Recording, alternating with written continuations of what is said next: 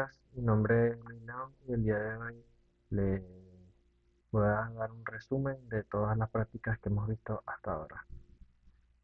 Eh, la práctica uno se trató acerca del ruido en las señales, el cual este es una interferencia no deseada que degrada la calidad de la transmisión y puede provocar errores en la interpretación de la información. Este fenómeno puede tener diversas causas, tanto internas como externas, y afecta tanto a sistemas analógicos como digitales. Las principales fuentes de ruido incluyen interferencias electromagnéticas de dispositivos electrónicos cercanos, fluctuaciones térmicas, ya sea en los componentes o en la placa, y problemas en el diseño o envejecimiento de los circuitos. El ruido se manifiesta en forma de variaciones aleatorias o espurias en la señal, que pueden dificultar la detección y procesamiento correcto de la información transmitida. Eh, Existen diferentes tipos de ruido, en los que destacan el ruido térmico, el ruido de disparo, el ruido de intermodulación y el ruido de fase. El ruido térmico, también conocido como ruido de Johnson-Nyquist, eh, este se genera por la agitación térmica de los electrones en los conductores. El ruido de intermodulación es un tipo de interferencia que se produce cuando dos o más señales interactúan en un dispositivo no lineal. Esto genera nuevas frecuencias que se suman o restan a las frecuencias de la señal original. Eh, el ruido de intermodulación es un problema importante en las comunicaciones por radio, como la telefonía y las redes de datos. El ruido de disparo es un tipo de ruido electrónico que se produce cuando hay fluctuaciones estadísticas en la medición de partículas que transportan energía. Este ruido es importante en la electrónica, las telecomunicaciones y la física fundamental, ya que este ruido es particularmente relevante en semiconductores y dispositivos de computación rápida. El ruido de fase afecta principalmente a osciladores y sintetizadores de frecuencia. Se llama así debido a- a las variaciones aleatorias de su fase instantánea con respecto a la de una señal ideal. Eh, bueno, en la práctica lo que observamos es un circuito que se nos da, el cual es un amplificador operacional, y básicamente el funcionamiento es el amplificar la señal, pero se nos da una señal adicional que vendría siendo algo así como el ruido. Esta es la señal a amplificar, es la señal de entrada, y este es el ruido. Entonces, el circuito se nos corta en esta parte y nos pide que eliminemos el ruido. Y lo que se debe hacer es colocar un filtro. En este caso yo hice un filtro RC, el cual coloqué una resistencia de 5K y un capacitor de 17 nanofaradios. Y con esto pude solucionar el problema del ruido y pude obtener en la salida una señal limpia. Los amplificadores de radiofrecuencia son dispositivos esenciales en muchos sistemas de comunicación. Su función principal es aumentar la amplitud de las señales de radiofrecuencia, permitiendo que estas señales viajen mayores distancias sin perder calidad. Estos amplificadores se utilizan en una variedad de aplicaciones, incluyendo comunicaciones inalámbricas, transmisiones de televisión y radio, radares y sistemas de navegación. Mm, Los amplificadores de radiofrecuencia se caracterizan por varios parámetros importantes. Eh, la ganancia, el cual se refiere a la medida de cuánto se amplifica una señal de entrada, y esta se expresa en decibelios, y es crucial para determinar la eficacia del amplificador. El tercer parámetro se refiere a la linealidad, el cual se refiere a su capacidad para amplificar una señal sin distorsionarla. Una buena linealidad es esencial para mantener la calidad de la señal y evitar la generación de armónicos no deseados. La El siguiente parámetro viene a ser la eficiencia, la cual se refiere a la cantidad de energía de entrada que se convierte en energía de salida útil. Una alta eficiencia es deseable para reducir el consumo de energía y minimizar la generación de calor. Y por último tenemos el último parámetro, que es el ruido, el cual es un factor crítico en los amplificadores de radiofrecuencia. Un bajo nivel de ruido es importante para garantizar que la señal amplificada sea clara y precisa. El ruido del amplificador se mide a menudo en términos del factor de ruido, que indica la cantidad de ruido adicional introducido por el amplificador. Eh, bueno, acá tenemos lo que fue la realización de la práctica. Aquí lo que se nos dio fueron dos amplificadores de potencia.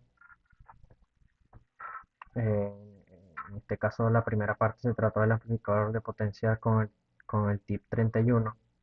Este amplificador lo hemos visto numerosas veces en lo que vendría siendo electrónica 1, y observamos la señal amplificada, que es la señal amarilla, y la señal de entrada, que es la señal verde, el cual eh, pasa por todo este circuito, y en la salida podemos observar que se amplificó. Y este es un amplificador de potencia también, pero con un amplificador operacional. Y aquí podemos observar su señal de entrada, la señal amarilla, y la señal de salida, que es la señal verde. Cabe destacar que este circuito posee un potenciómetro acá que sirve para variarle la amplitud a la señal de salida.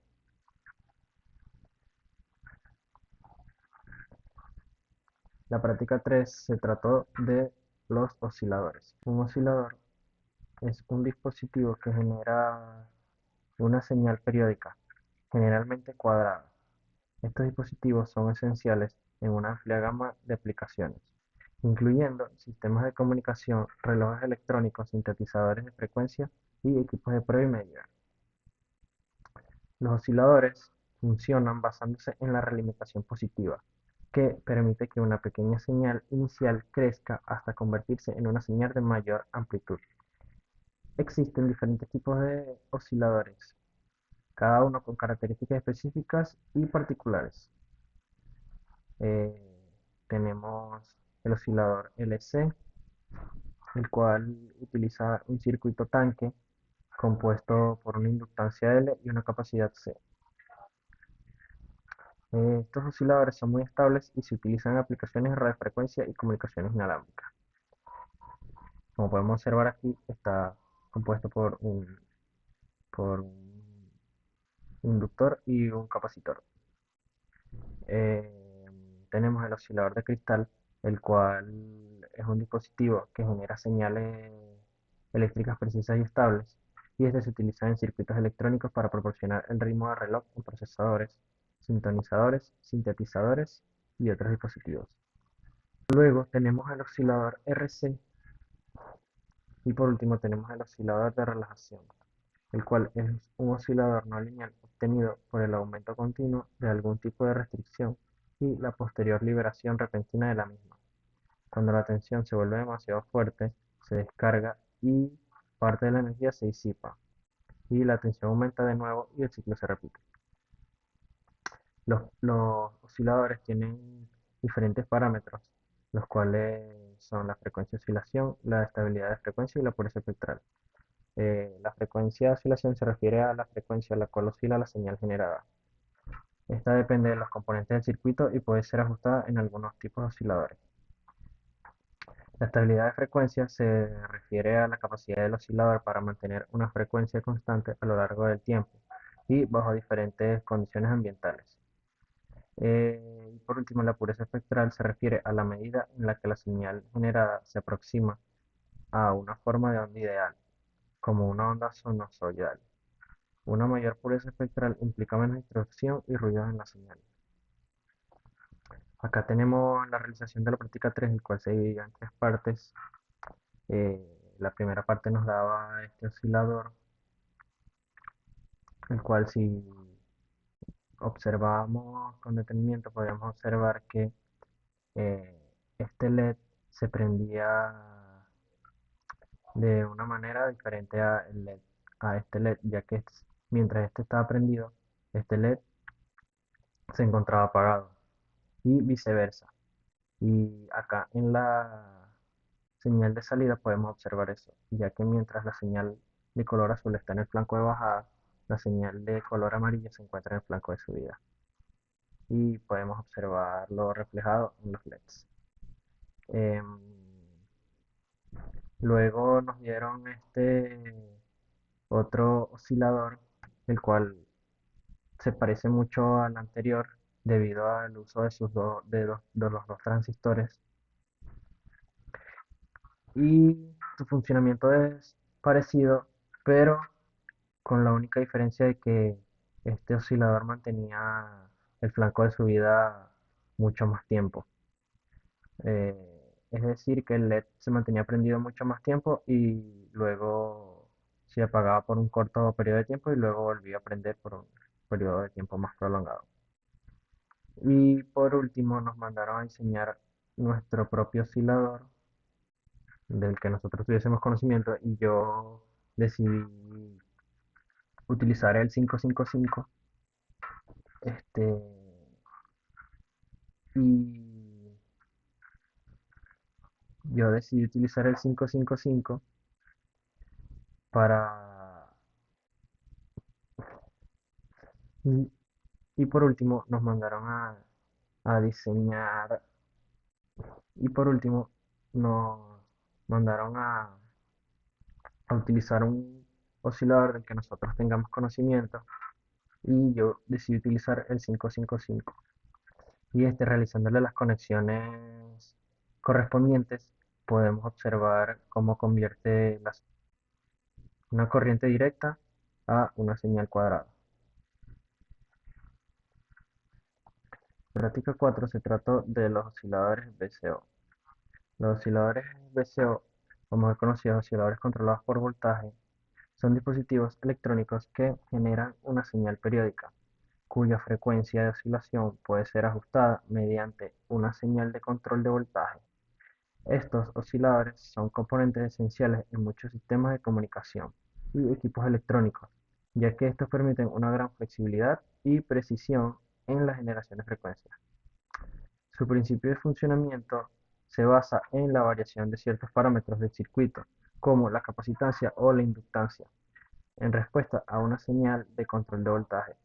Al modificar estos parámetros, se cambia la frecuencia de oscilación del circuito, y la relación entre la señal de control y la frecuencia de salida puede ser lineal o no lineal, dependiendo del diseño de VCO.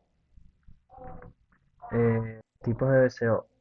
Eh, Entre los VCO más comunes tenemos el VCO del diodo varactor, el cual utiliza un diodo varactor cuya capacitancia cambia en función del voltaje aplicado, ajustando así la frecuencia de oscilación. El VCO del transistor utiliza transistores como elementos activos del circuito para cambiar la frecuencia de oscilación en respuesta a la señal de control. Y el VCO de circuito integrado incluye todos los componentes necesarios en un solo chip, ofreciendo una solución compacta y eficiente para las señales modernas. Los parámetros clave de los VCO, tenemos el rango de frecuencia, el cual se refiere a que puede generar el rango de frecuencias que puede generar el VCO en respuesta a la señal de control de voltaje. La linealidad se refiere a la relación entre el voltaje de control y la frecuencia de salida. Una mejor linealidad permite un control más preciso de la frecuencia. Y la estabilidad, que es la capacidad del VCO para mantener una frecuencia constante a lo largo del tiempo, a pesar de cambios en las condiciones ambientales o de operación. Acá tenemos lo que fue la realización de la práctica número 4, el cual nos daba un oscilador 555, nos daba sus respectivas conexiones, y lo que observamos era cómo convertía la señal sinusoidal a una señal cuadrada. Y por último tenemos la práctica 5 que se trató de los receptores superheterodinos, el cual es un dispositivo que convierte las señales de radio en una frecuencia fija para que sea más fácil procesarlas. Esto permite que los receptores de radio tengan un mejor rendimiento y selectividad. Eh, el principio de funcionamiento del receptor superheterodino se basa en la conversión de la frecuencia de la señal recibida a una frecuencia intermedia más baja antes de la demodulación. Este proceso implica varios pasos clave. El primer paso clave vendría siendo la antena y el filtro de entrada, en donde la señal de frecuencia captada por la antena pasa a través de un filtro de entrada que selecciona la banda de frecuencia deseada y atenúa las señales no deseadas.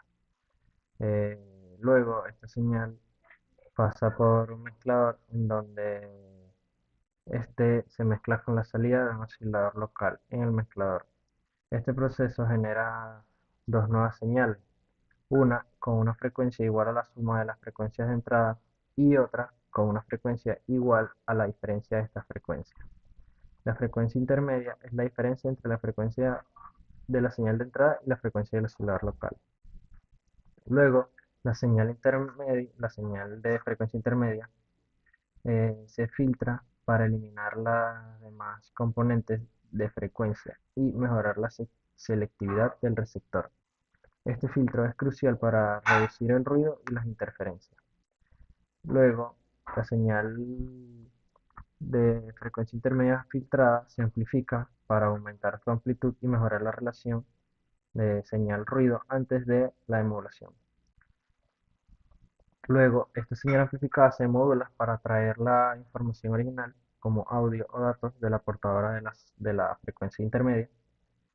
Y si la señal de módulo es de audio, se amplifica por medio de un amplificador de audio. Em, Acá tenemos lo que fue la realización de la práctica número 5, el cual se nos dio acá un mezclador de señales y se nos dio estas tres señales diferentes, la azul, la rosada y la verde. Y lo que podemos observar es que en la señal de salida, que es la señal amarilla, podemos observar una mezcla de las tres señales. Y este circuito se trata de la utilización de un PLL 4046. El PLL 4046 lo que hace es que identifica cuando dos señales están en fase. Em, es decir, es un comparador. Entonces esta práctica se trató de que si conectamos el circuito PLL, el 446, 4046, con un prescaler que tenemos acá, conectamos la salida del 4046 con el clock, lo que podemos observar es que las dos señales se compararán y eh, colocamos un LED acá, el cual este encenderá cuando las señales estén en fase. Así podemos determinar cuando estas dos señales que estamos comparando están en fase o no. Y acá tenemos un deep switch, el cual lo que se encarga es de dividir la señal. Si tenemos un número alto aquí en el deep switch, lo que hará la señal es dividirse ya sea más o menos, dependiendo del número que tengamos acá.